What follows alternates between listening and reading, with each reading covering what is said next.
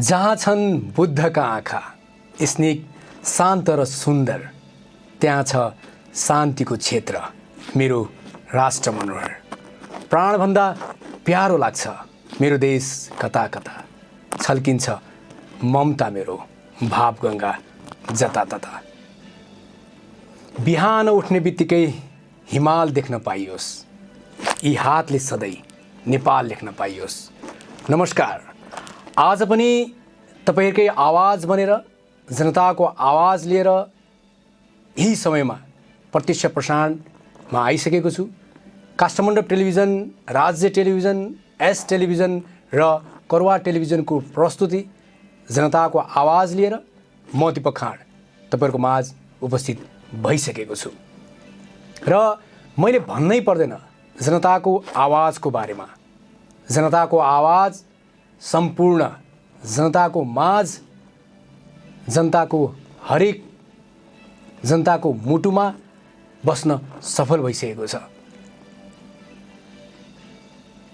हरेक दाजुभाइ दिदीबहिनी आमा बुवाहरूले माया गर्ने कार्यक्रम बनिसकेको छ।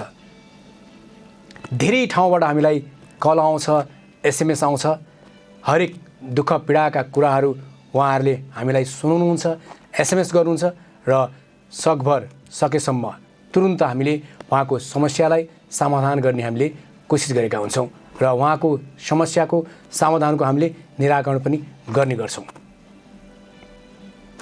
यसै सन्दर्भमा आज पनि धेरै कुराहरू छन् र आज म छिटो नै 98 633 26 979 को स्टुडियोको नम्बर म खोल्नेछु र त्यसमा तपाईहरुले कल गरेर आफ्नो भनाइहरू, आफ्ना पीडा मर्काका कुराहरू राख्न सक्नुहुन्छ र सबैलाई सुनाउन सक्नुहुन्छ र तपाईहरुको पीडा मर्कालाई जनताको आवाजको तर्फबाट सम्बन्धित ठाउँमा पुर्याएर त्यहाँ सुनाएर तपाईहरुको समस्यालाई हामीले समाधान गर्ने कोसिस गर्नेछौँ। सदैव जहिले पनि जहाँ पनि जनताको आवाज गुन्जिएको छ र हामीले जहिले पनि जनताको आवाजबाट उठाएका कुराहरू अहिलेसम्म त्यो कुरालाई न्याय मिलेको छ र हामी जबसम्म पीडितलाई न्याय मिल्दैन तबसम्म हामी जनताको आवाज, काष्ठमण्डप टेलिभिजन, राज्य टेलिभिजन, एस टेलिभिजन र करवा टेलिभिजन सदैव लागि पर्नेछ र हामी पीडितले जबसम्म न्याय पाउँदैनन् तबसम्म हामी सदैव निरन्तर लागि नै रहनेछौँ। यसै सन्दर्भमा विभिन्न घटनाहरू भएका छन्। अहिले लकडाउन भए तापनि कोभिड-19 को कोरोना सङ्क्रमणको यति विघ्न एउटा रूप लिँदाखेरि पनि मानिसहरूले हत्या, हिंसा गर्न छोडेका छैनन्, नराम्रा काम गर्न छोडेका छैनन्। यो भने एकदमै दुःख लाग्दो कुरा छ, किनभने कोभिड-19 ले हामीलाई सिकाएको छ आफ्नो को हो परायाको हो र दुःख पर्दा कसले साथ दिँदो रहेछ र कसले साथ दिँदैन रहेछ भन्ने कुरा हामीलाई कोभिड-19 कोरोना भाइरसले एकदमै सिकाएको छ र हामी सदैव जहिले पनि घमण्ड गर्ने व्यक्तिहरू आज ती घमण्डहरू चूर भएका छन्। व्यक्तिको मात्र नभनौँ, विश्वकै कुरा गरौँ। आज जुन अमेरिकाले आफूलाई सुपर पावर भन्थ्यो, ऊ पनि आज घुँडा टेक्नको लागि मजबुर भएको छ एउटा सानो भाइरसले गर्दा। हामी कसैलाई प्रवाह नगरिकन जहाँ पनि खुल्याम हिँड्थ्यौँ, जहाँ पनि खान्थ्यौँ, कसैलाई वास्ता गर्थेनौँ, हामीमा अहमता लिन्थ्यौँ, हामी मात्र ठुलो, अरू सबै सानो भनेर हामी सोच लिएर हिँड्थ्यौँ। तर आज एउटा सानो भाइरसले त्यो सोचलाई गलत साबित गरेको छ। मानव भनेको एउटा सानो भाइरसले खतम पार्दो रहेछ। धन सम्पत्ति भनेको केही रहन्छ, सबैभन्दा ठुलो धन भनेको स्वास्थ्य रहेछ र मानव शरीर रहेछ भन्ने कुरा सबैले बुझेका छन्। जीवनमा जहिले पनि धन सम्पत्ति कमाउनको लागि मात्र अगाडि बढ्यौँ, कहिले पनि समाज हेरेनौँ, आफ्नो बुवा आमालाई हेरेनौँ, आफ्नो परिवारलाई हेरेनौँ। आफ्नो देशलाई हेरेनौँ। तर जब कोरोना सङ्क्रमण भयो, जब कोभिड-19ले जब छोयो, तब त्यो बेलामा याद आयो कि मैले धेरै कुरा गर्नुपर्ने रहेछ, ममा घमण्ड धेरै रहेछ, त्यो घमण्ड नगर्नुपर्ने किन गरेछु भन्ने कुरा अफसोस त्यो बेलामा हुन्छ र भएको छ। त्यसै कारण म विनम्र अनुरोध गर्दछु, कोभिड-19लाई, कोरोना भाइरसलाई तपाईँहरूले यसलाई चाहिँ सानो नसोच्नुहोस्। म विनम्र अनुरोध गर्दछु, मास्कको प्रयोग गर्नुहोस्, सेनिटाइजर युज गर्नुहोस्, सदैव सक्नुहुन्छ भने 15 मिनटदेखि 20 मिनट योगा गर्नुहोस्, एक्सर्साइज गर्नुहोस् र सकभर तपाईँहरूले तातो पानी युज गर्नुहोस् र कहीँबाट कतैबाट आउनुभयो भने सबैभन्दा पहिला पानीले हात धुनुहोस्, साबुन पानीले हात धुनुहोस् र त्यसपछि आफूले लगाएको कपडाहरू बाथरुममा छोडिदिनुहोस् र अरू कपडा लगाएर एकचोटि तातो पानी, नुन र तातो पानीले घाँटीमा गलालल्ला गरेर चाहिँ तपाईँले फाल्ने गर्नुहोस्, कुल्ला गर्ने गर्नुहोस्। किनकि कोरोना भाइरस 3 दिनसम्म यदि सङ्क्रमण भएको छ भने 3 दिनसम्म तपाईँको घाँटीमा रहिरहने गर्छ र 3 दिनसम्म तपाईँले यो लगातार यो प्रक्रिया गर्नुभयो भने कोरोना सङ्क्रमणबाट बच्न सकिन्छ र त्यो भाइरस हाम्रो घाँटीबाट बाहिर फालिन्छ। र सबैभन्दा एकदमै डेन्जर यो भाइरस कसलाई सङ्क्रमण हुन्छ भने जो निमोनियाका रोगी छन्, जसको श्वास प्रश्वासमा गडबडी छ, उहाँहरूलाई एकदमै डेन्जर हुन्छ। त्यसै कारण तपाईँहरू बस्न म अनुरोध गर्दछु। यसै क्रममा चितवनमा पनि कोरोना सङ्क्रमणले अछुतो हुन सकेन, निकै नै कोरोना सङ्क्रमण देखिएको छ। यहाँका विभिन्न हस्पिटलमा कोरोना सङ्क्रमण देखिएको छ, विभिन्न ठाउँहरूमा कोरोना सङ्क्रमण देखिएको छ। चितवन जिल्लालाई अब के गर्ने, चितवन जिल्लामा अब कर्फ्यू नै लगाउनु पर्छ कि क्या हो भन्ने एउटा प्रश्न उब्जिएको छ र जिल्ला प्रशासन कार्यालय, महानगरपालिका, भरतपुर महानगरपालिका, जिल्ला प्रहरी कार्यालय, सबै उच्च औदाका व्यक्तिहरूले सोच्न बाध्य भएका छन्। अब चितवनलाई के गर्ने, लकडाउन मात्र गरेर भएन, अब के गर्ने भन्ने एउटा प्रश्न उब्जिएको छ र उहाँहरूले पनि सोच्न बाध्य भएका छन्। र गङ्गौमा भएको जुन हत्याको बारेमा एसएसपी दीपक थापालाई म ल्याउनेछु र नयाँ खुलासा उहाँले गर्नुहुनेछ र त्यस्तै गरेर चितवन स्वास्थ्य कार्यालयका वरिष्ठ हाम्रा प्रशासक दीपक तिवारीज्यूलाई म ल्याएर चितवनमा किन कोरोना फैलिएको र चितवनमा कोरोना सङ्क्रमणका व्यक्तिहरूको जनगणना अझ राम्रो रूपले किन भएको छैन र कोरोना सङ्क्रमण लागेका व्यक्तिहरूलाई राम्रोसँग कोरोना सङ्क्रमणको टेस्टिङ राम्रोसँग किन नभएको र विभिन्न ठाउँमा खुल्याम रूपमा मान्छेहरू हिँडेका छन्, तिनीहरूलाई सम्झाएर बुझाएर र प्रत्येकको टोलमा, प्रत्येकको घरहरूमा गएर कोरोना सङ्क्रमणको बारेमा जनचेतना र पिसिआर टेस्ट किन गरिएको छैन, यो एउटा चाहिँ म उहाँहरूलाई प्रश्न गर्नेछु। र आज त्यस्तै गरेर नवलपरासी गैँडाकोट 16का एउटा आमा र सानो बालक हराउनु भएको छ र उहाँहरूको साइकल, स्कुटी, बाइक, स्कुटी भेटिएको छ। त्यस्तै गरेर एउटा जङ्गलभित्र स्कुटी र बालकको त्यहाँको केही दूरीमा बालकको चप्पल भेटिएको छ भन्ने सुन्नमा आएको छ। यो वास्तविक घटना के हो, यसको बारेमा हामी छानबिन गर्दैछौँ र आज ढिला नगरिकन म अपराध महाशाखाका एसएसपी दीपक थापाज्यूलाई म तपाईँहरूमाझ ल्याउने कोसिस गर्दैछु र गङ्गौमा भएको जुन हत्या के का लागि र किन गरियो भन्ने वास्तविक कुरा बुझ्नको लागि म दीपक थापाज्यूलाई ल्याउँदैछु र दीपक थापाज्यूले वास्तविक घटना किन गराइएको, के का लागि गरिएको र ती महिलाले किन गरिन् यसको बारेमा विस्तृत जानकारी लिनको लागि म अपराध महाशाखाका एसएसपी दीपक थापा जुन यसका मुख्य जसले यो अपराधलाई पत्ता लगाउनु भएको थियो एसएसपी दीपक थापालाई म ल्याउने कोसिस गर्दैछु।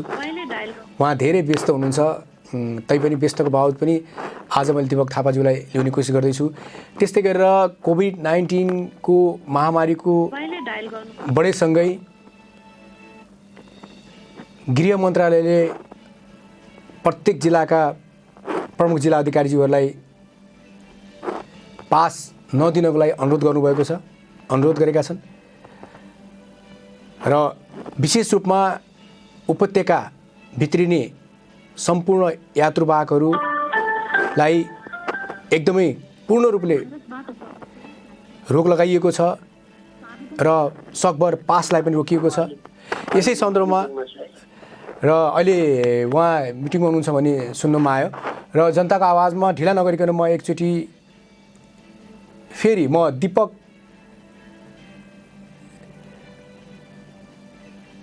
तिवारीज्यूलाई म ल्याउन चाहन्छु, किनभने दीपक सर अहिले चाहिँ व्यस्त हुनुहुन्छ र मिटिङमा हुनुहुँदो रहेछ र अहिले विभिन्न कामको मिटिङ उहाँको चलिरहेको छ र उहाँले मलाई पहिला पनि भन्नुभएको थियो अलिकति म बिजी छु दीपक सर भनेर।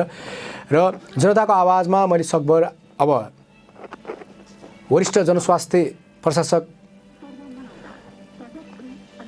स्वास्थ्य कार्यालय चितवनका वरिष्ठ जनस्वास्थ्य प्रशासक दीपक तिवारीज्यूलाई मैले तपाईँहरू माझ ल्याउने कोसिस गर्दैछु र कोरोना सङ्क्रमणको बारेमा उहाँसँग केही जानकारी लिनेछु र हाम्रो माझ वरिष्ठ जनस्वास्थ्य प्रशासक दीपक तिवारी आइसक्नु भएको छ, जो स्वास्थ्य कार्यालय चितवनका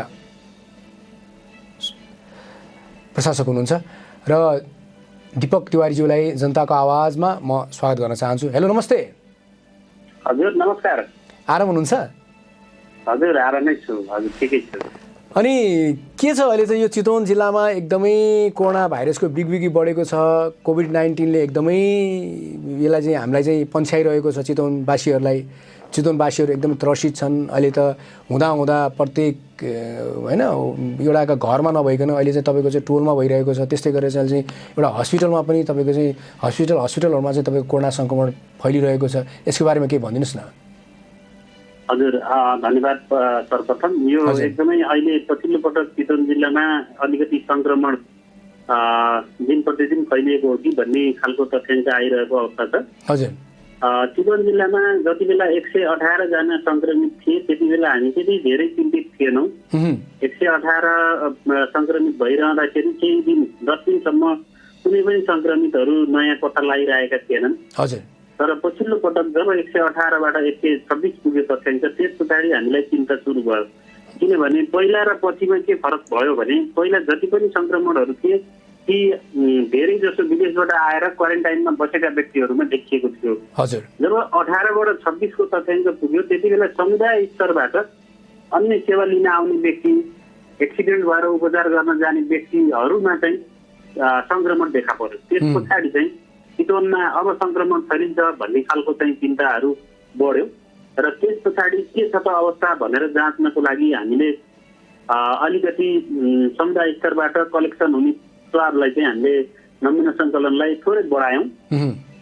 सँगसँगै अब हस्पिटलमा उस्तै खालका लक्षण लिएर आउनेहरूको पनि अस्पतालको तर्फबाट परीक्षणको दायरा बढाइँदाखेरि पछिल्लो पटक धेरै सङ्क्रमण देखिएको छ। अहिले निजी अस्पतालहरूमा पनि अन्य सेवा लिन आउने बिरामीहरूमा पनि सङ्क्रमण देखिएको छ। त्यस्तै चाहिँ अब स्वास्थ्य कर्मीहरूमा सङ्क्रमण देखिएको छ। कर्मचारी, अन्य सेवा दिने कर्मचारीहरू, ब्याङ्कका कर्मचारीहरूमा देखिएको छ। व्यापारी व्यवसायमा देखिएको छ। ट्राफिक अब प्रहरीहरूमा देखिएको छ। त्यस्तै विपदमा खटेका चाहिँ हाम्रो सशस्त्रका प्रहरीहरूमा देखिएको छ।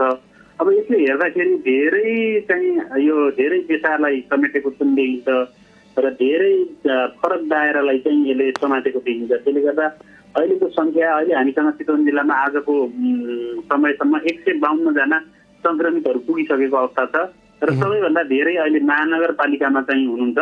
महानगरपालिकामा अहिले 84 जना चाहिँ हुनुहुन्छ भने त्यस पछाडि सबैभन्दा बढी माडी नगरपालिकामा 41 छ भने अहिले पछिल्लोचोटि राप्तीमा पनि 14 पुगेको छ र कालिका नगरपालिकामा 5 वटा, खैरेनीमा 4 वटा, रत्ननगरमा 3 वटा र पछिल्लो पटक इच्छा काममा धेरै समयसम्म 0 थियो भने अहिले 1 जना सङ्क्रमित त्यहाँ पनि फेला परेको छ। त्यसले गर्दा जम्मा अहिले हाम्रो सङ्क्रमितको सङ्ख्या 152 पुगेको छ।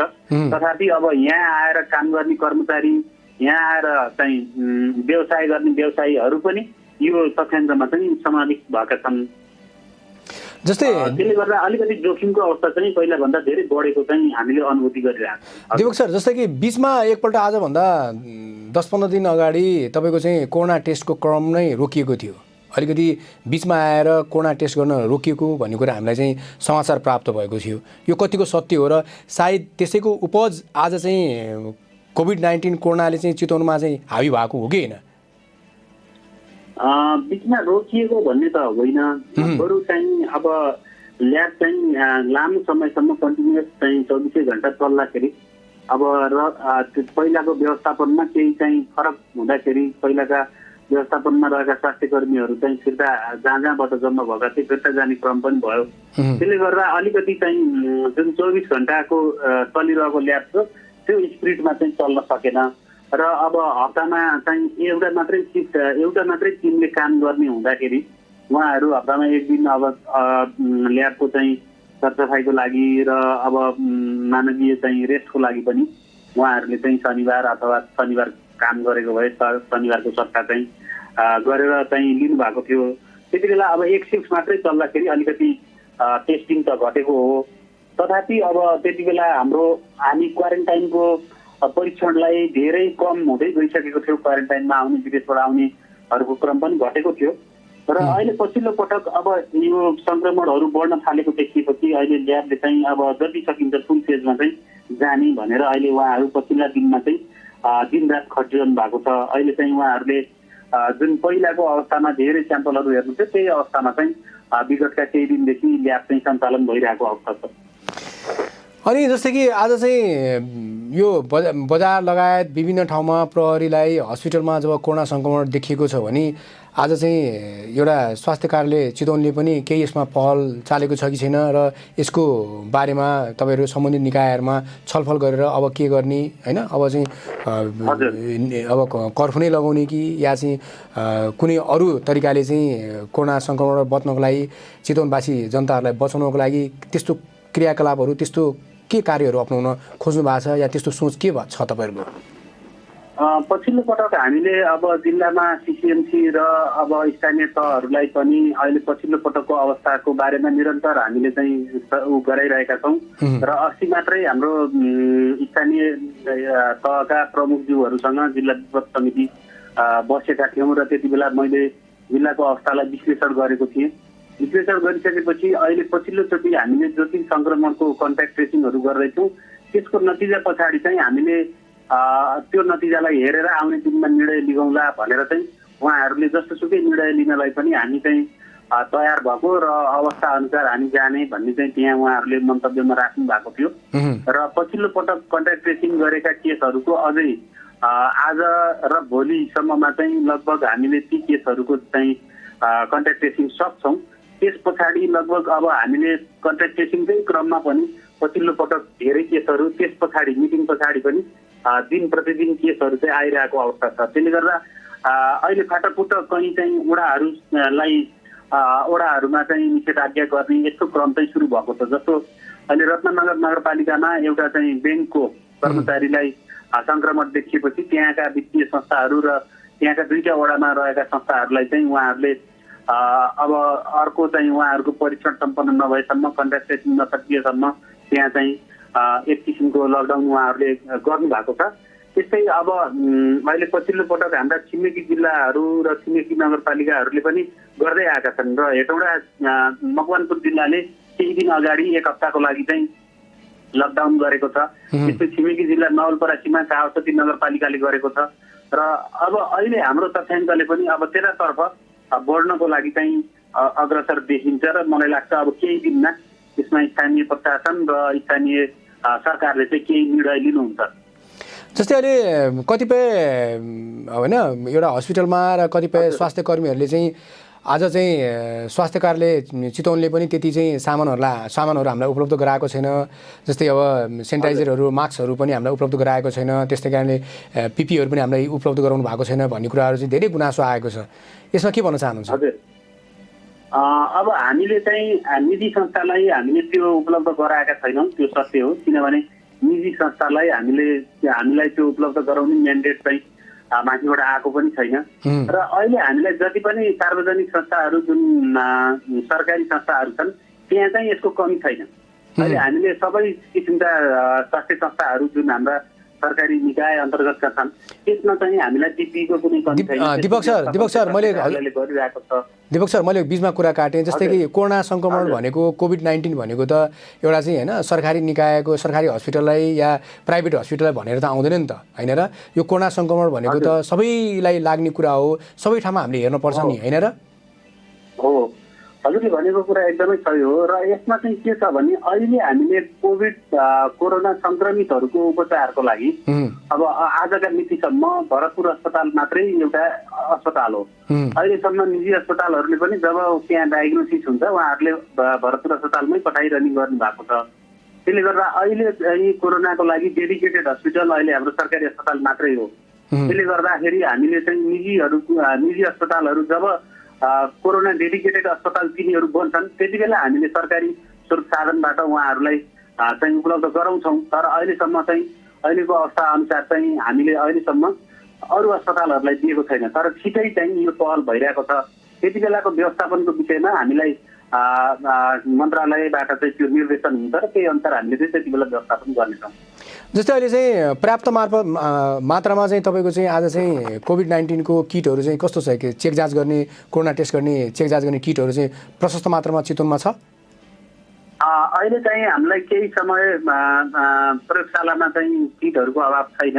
हजुर। र स्थानीय स्तरमा समुदाय स्तरमा टेस्ट गर्नको लागि, स्वाब कलेक्सन गर्नको लागि चाहिने भिटिएममा पनि केही समय चाहिँ केन्द्रबाट आएको थिएन, माथिबाट आएको थिएन प्रदेशबाट। त्यति बेला चाहिँ स्थानीय तहहरूले आफैले चाहिँ त्यसलाई किनेर व्यवस्थापन गर्नु भएको छ।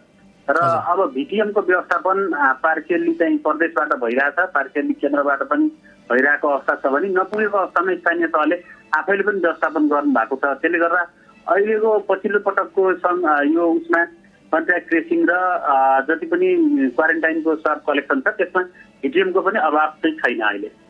जस्तै अहिले चाहिँ तपाईँको चाहिँ विभिन्न ठाउँमा चाहिँ कोरोना सङ्क्रमण देखिएको छ, होइन? मान्छेहरू भिड लाएर हिँडिरहेका छन्, भिडमा एकदम त्यो मास्क पनि प्रयोग गरेका छैनन्, न सेनिटाइजर युज गरेका छन्, हिँडिरहेका छन्। त्यसलाई चाहिँ व्यवस्था गर्नको लागि आज चाहिँ चितवन स्वास्थ्य कार्यालयले चाहिँ के त्यस्तो चाहिँ होइन दूरी कायम गर्नको लागि, सामाजिक दूरीमा बस्नको लागि भनेर तपाईँहरू चाहिँ त्यस्तो सामाजिक त्यस्तो कुनै होइन मिडिया मार्फत या चाहिँ तपाईँहरूले नै आफै स्वयं गरेर जनचेतना फैलाउने त्यस्तो कामहरू गर्नुभएको छ? हजुर, यो हामीले मिडिया मार्फत विभिन्न तरिकाले यसलाई गरिरहेकै छौँ। विभिन्न स्थानीय चाहिँ एफएमहरूमा पनि हामीले आफ्नो सन्देशहरू दिइरहेका छौँ, अहिलेको अवस्थाको बारेमा जानकारी गराइरहेका छौँ र पटक पटक जिल्ला प्रशासन कार्यालयबाट पनि अपिलहरू भइरहेको छ।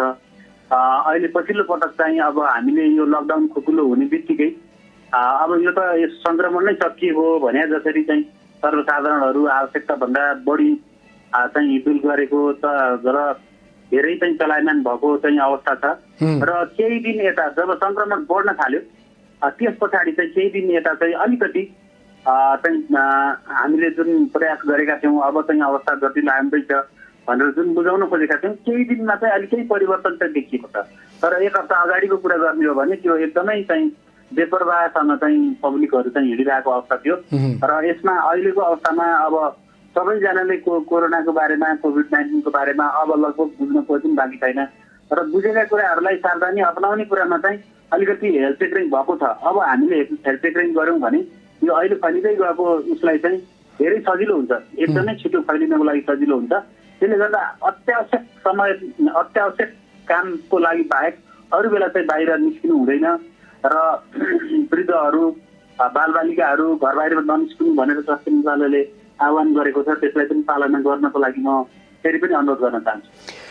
अन्तिममा सम्पूर्ण चितवनवासीहरूलाई तपाईँ के भन्न चाहनुहुन्छ?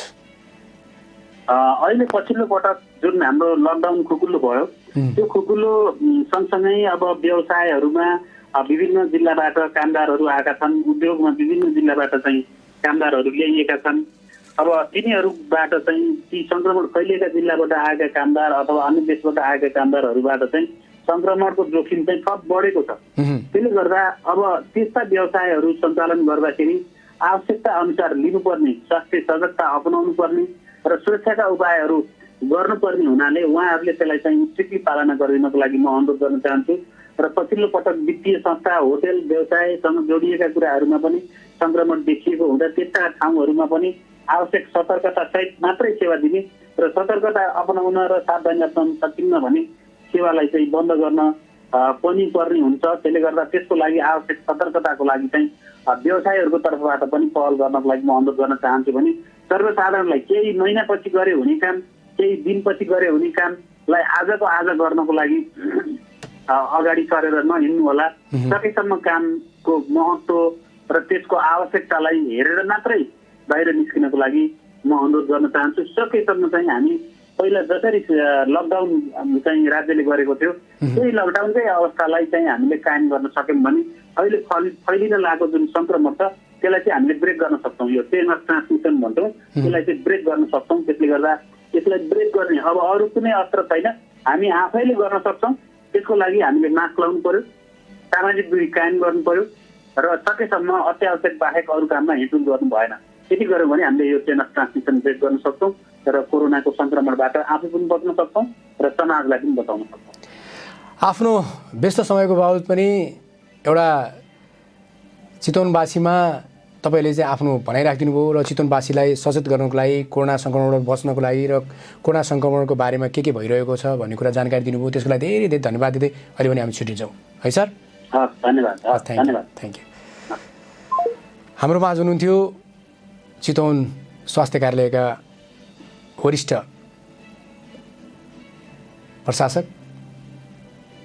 वरिष्ठ स्वास्थ्य प्रशासक दीपक तिवारीज्यू र यसरी नै कोरोना सम्बन्धी नेपालभरि नै के भइरहेको छ र कहाँ कहाँ कोरोना सङ्क्रमण देखिएको छ आज र हिजो र के कुराहरू भइरहेको छ भन्ने बारेमा बुझाउनको लागि र तपाईहरूलाई त्यसको जानकारी दिनको लागि सुस्मिता लामाले रिपोर्ट तयार पार्नुभएको छ। हेरौँ त्यो रिपोर्ट। वीरगञ्जमा उपचार नपाउँदा एक बालकको मृत्यु भएको छ भने उपचार नपाई मृत्यु भएका बालकका मृतक परिवारहरूले स्वास्थ्यकर्मी र अस्पताललाई आक्रोश व्यक्त गरेका छन्। स्थानीय प्रशासनको प्रतिबद्धतापछि वीरगञ्ज नारायणी अस्पतालका कर्मचारीले राजीनामा फिर्ता लिएका छन्। स्वास्थ्यकर्मीको सुरक्षाको ग्यारेन्टी तथा जनशक्ति र स्रोत साधन थप नगरेसम्म काम गरिन नसकिने भन्दै राजीनामा बुझाएका नारायणी अस्पतालका कर्मचारीहरूले राजीनामा फिर्ता लिएका हुन्।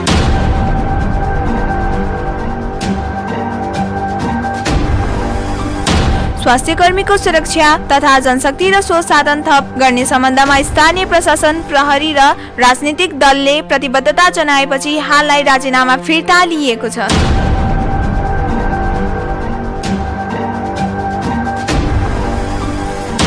चितवन कोरोनाले पूर्ण रूपमा असुरक्षित रहेको छ। लकडाउनले कुनै पनि असर गरेन भन्दै अरू विकल्प खोज्न पर्ने जनताहरूले आफ्ना भनाइ राखेका छन्।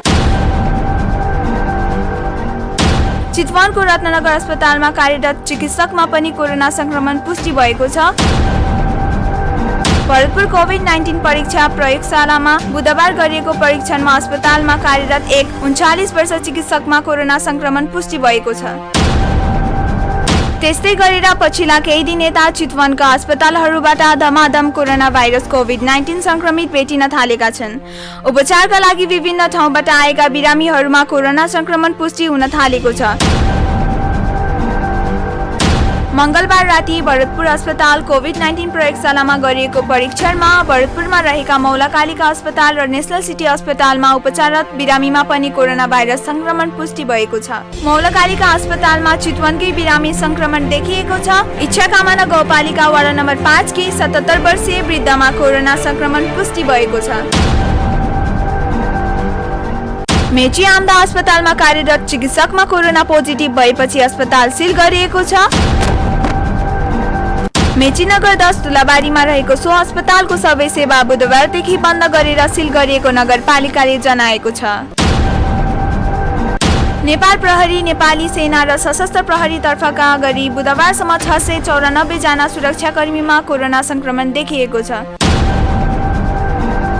सुरक्षा अङ्गमा धमाधम संक्रमणको गति बढ्दै गएपछि सबै सुरक्षा निकायले उच्च सतर्कताका साथ जिम्मेवारी निर्वाह गर्न थालेका छन् भने सबै सुरक्षा निकायले आफ्ना अङ्गका सुरक्षाकर्मीका लागि उपलब्ध गराउँदै आएको सबै किसिमका बिदा समेत बन्द गरेका छन्। नारायणघाटको मुख्य बजार हरिहर मार्ग मीना बजारसँगै एक परिवारका सबैजनालाई कोरोना पोजिटिभ देखिएपछि उक्त ठाउँलाई सिल गरिएको थियो भने प्रहरीले कसैलाई पनि घरबाट बाहिर निक्लिन दिएका थिएनन्। कोरोना भेटिएको परिवार बाहेक थप 25 जनाको स्वाब सङ्कलन गरेर चेक जाँच गर्दा कोरोना नेगेटिभ आएपछि अहिले बजार खुल्ला गरिएको छ।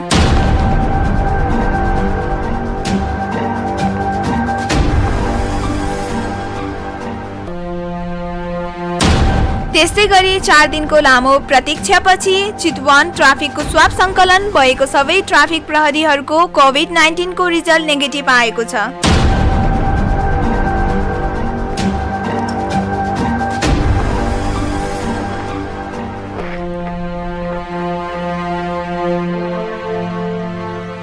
चार दिन अगाडि चितवन जिल्ला प्रहरीको प्रहरीमा कोरोना देखिएपछि चितवन ट्राफिकको एरियालाई सिल गरिएको थियो। यसरी सिल गरिदा त्यहाँका जनताहरूले केही दिन डर त्रासका साथ शास्ति भोग्न परेको थियो।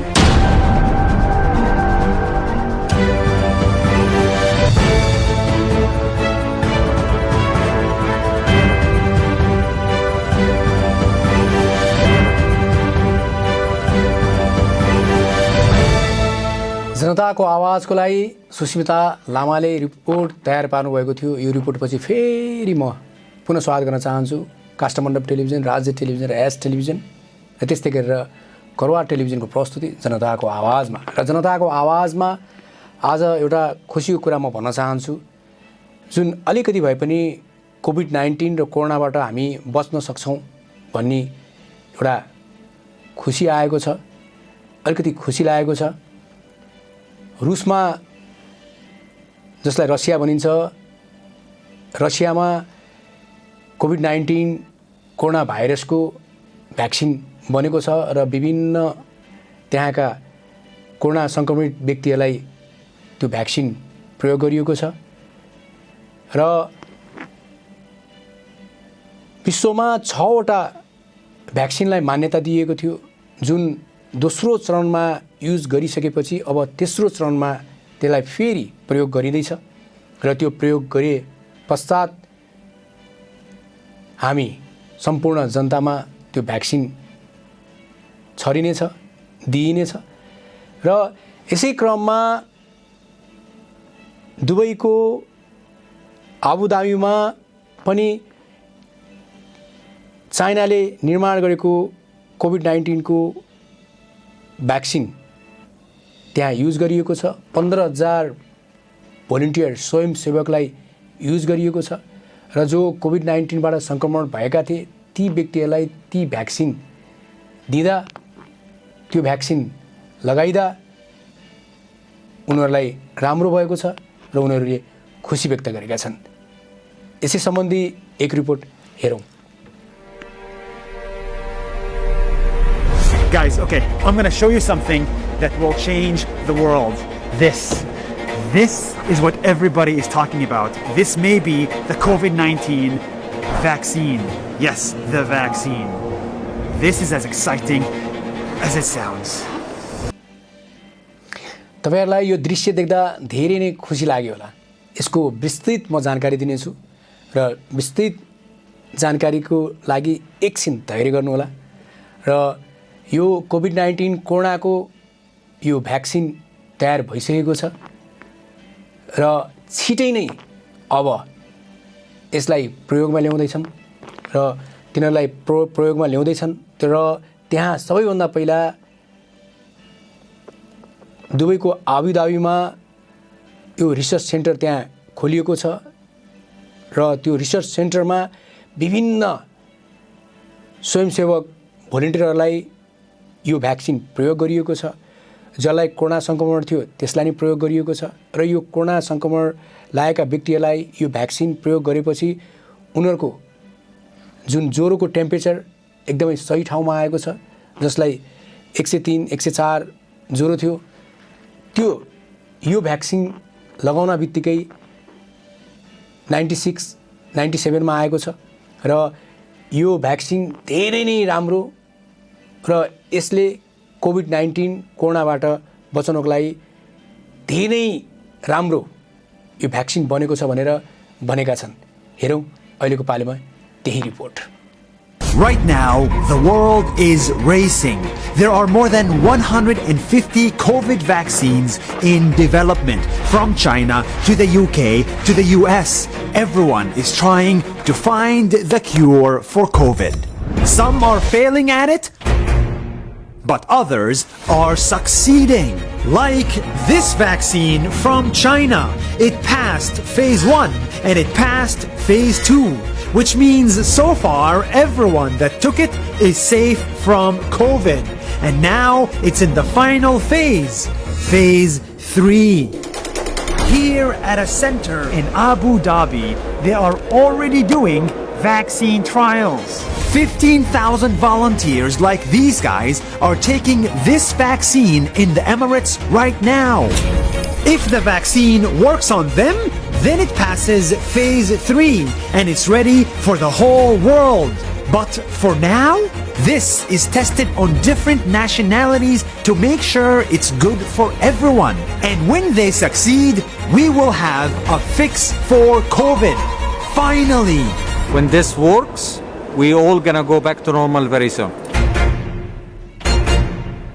These people are one of the first in the world and they are doing a selfless act. They are volunteering their time and their body in the name of humanity. So this is a vaccine that is developed in China that is good enough not to give you the disease, but to elicit an immunity response in you that makes you immune to the COVID-19. This is my blood test, and my vaccine went up here somewhere. And you good? I'm good. Are you excited? I'm very excited. I'm excited to go home. How do you feel? Finally, after 4 months, for the first time, I feel helpful.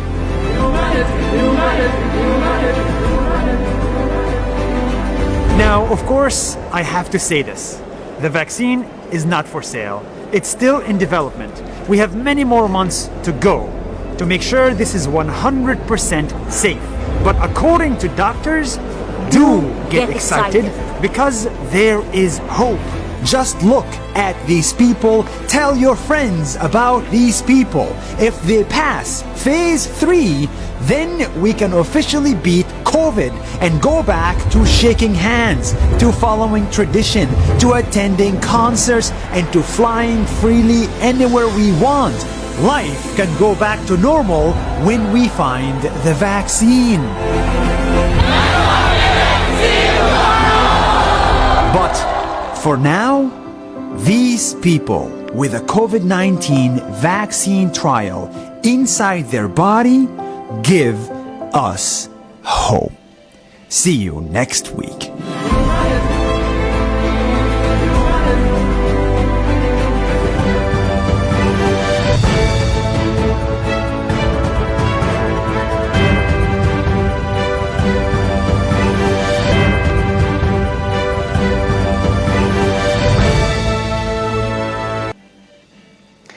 यो video हेरिसकेपछि पक्कै नै तपाईहरुलाई मनमा आनन्द आयो होला।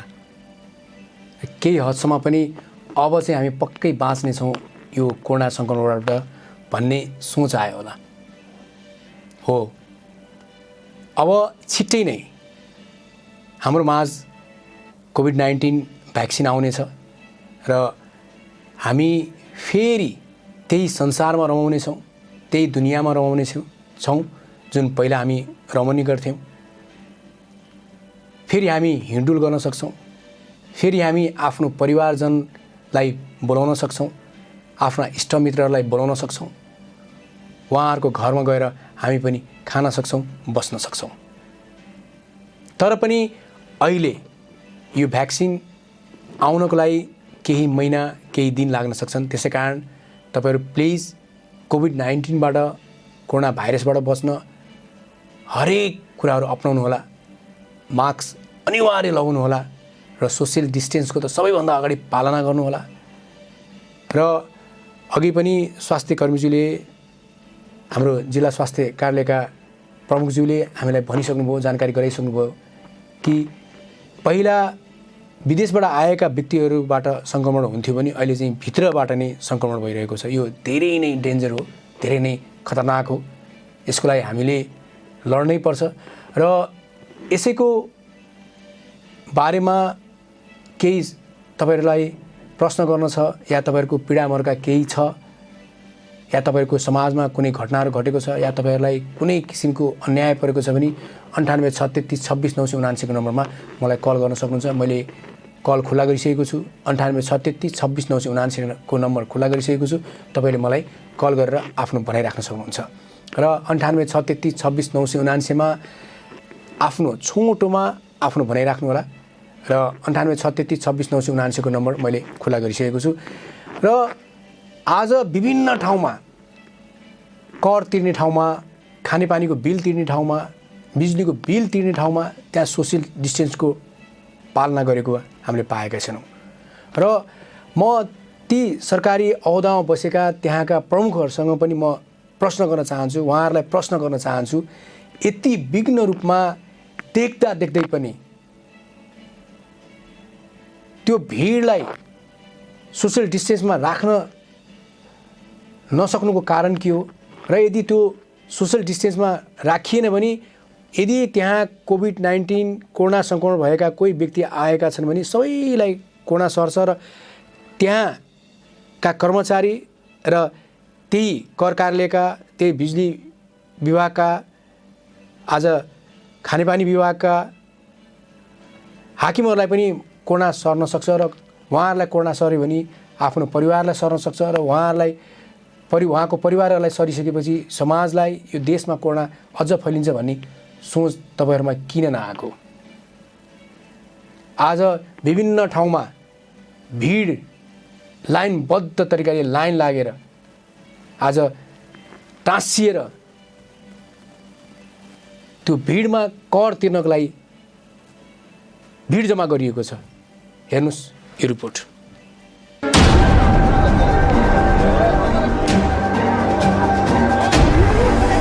राष्ट्र कार्यालयको भिड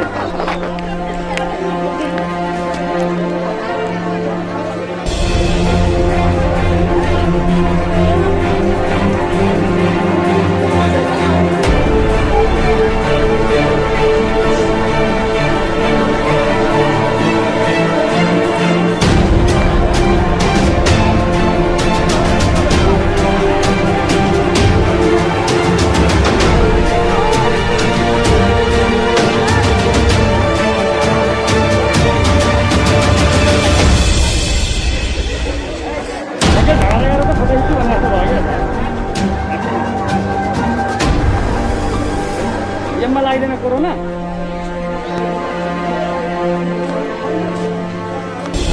सोशल डिस्टेन्स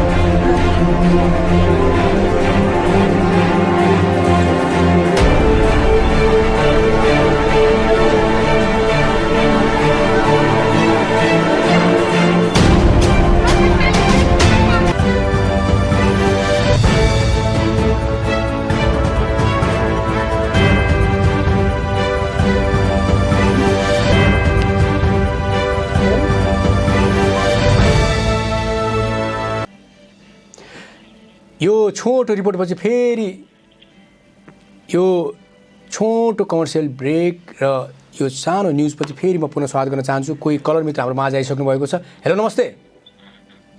हजुर नमस्कार। हजुर कहाँबाट को बोल्नु होला?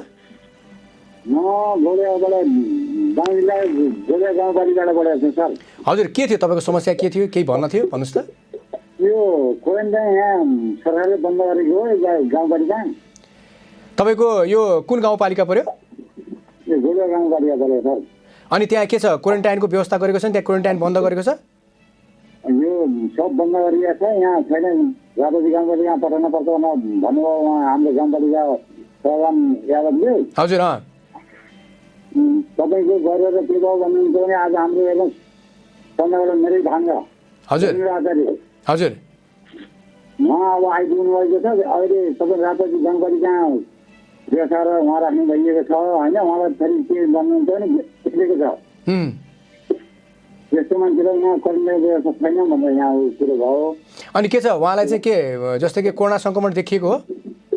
देखिएको अनि उहाँलाई चाहिँ के त्यहाँ क्वारेन्टाइनमा राख्ने व्यवस्था छैन रे? यहाँ छैन भनेर अहिले राताजी जानकारी कहाँ कति सोर्स लाएर सर बल्ल पठाइयो। हजुर यहाँ विदेश आएको मान्छे त्यसै घरमा राख्ने भनेर भन्नुहुन्छ उहाँहरूले। हजुर ल ठिकै छ। तपाईँले मलाई हामीलाई यो जानकारी दिनुभयो। हामी त्यहाँका स्थानीय निकाय र त्यहाँका प्रदेशका प्रमुखलाई फोन गरेर वास्तविक घटना के हो, यो किन यस्तो भइरहेको छ भन्ने कुरा बुझेर तपाईँलाई म खबर गर्नेछु है त। हस् हस्। दाङबाट भर्खर हामीलाई जानकारी गराइदिनु भएको थियो र त्यहाँको गाउँपालिकामा क्वारेन्टाइन बन्द गरिएको छ र त्यहाँ कोरोना सङ्क्रमण भएका व्यक्तिलाई बल्ल बल्ल क्वारेन्टाइनमा राख्न पठाइएको छ भन्ने जानकारी आएको छ। यो एकदमै खतरनाक कुरो हो यो। र यो कार्य हुनाले यो काम यदि त्यहाँका स्वास्थ्य कर्मीहरूले त्यहाँका गाउँपालिकाले यो कार्य गरेको हो भने एकदमै नराम्रो काम गरिएको हो। किनभने यो पुरा त्यहाँको गाउँलाई नै कोरोना भाइरस सङ्क्रमण हुनसक्छ। यसमा सचेतक हुन हामी अनुरोध गर्दछौँ। र यस्तै कुनै पनि कुराहरू तपाईँहरूको छ भने मलाई 9863269679 नम्बरमा कल गर्न सक्नुहुन्छ। र अब मैले धेरै कल आएको छ, धेरै कल ड्रप भइरहेको छ, प्लिज नआत्तिकन बिस्तारै गर्नुहोला। र अब मैले जनताको आवाजबाट बिदा माग्ने बेला भइसकेको छ र यो प्रत्यक्ष प्रसारण अब यहीँ अन्त्य गरिदिनुहोस् भनेर मलाई एमसिआरबाट कल आइसकेको छ। फेरि जनताका आवाज लिएर सोमबार तपाईँहरूमाझ आउने बाचासहित म लगायत मेरा सम्पूर्ण एन्टायर टिम, आज अरमान साउद, त्यस्तै गरेर सुस्मिता लामा र त्यस्तै गरेर अभिषेक परियार र त्यस्तै गरेर केन्द्रीय एमसिआरबाट साथ दिनुभएका कृष्ण भाइलाई पनि हृदयदेखि धन्यवाद दिँदै म दीपक खानलाई पनि आज बिदा दिनुहोस्। हस्त, नमस्ते।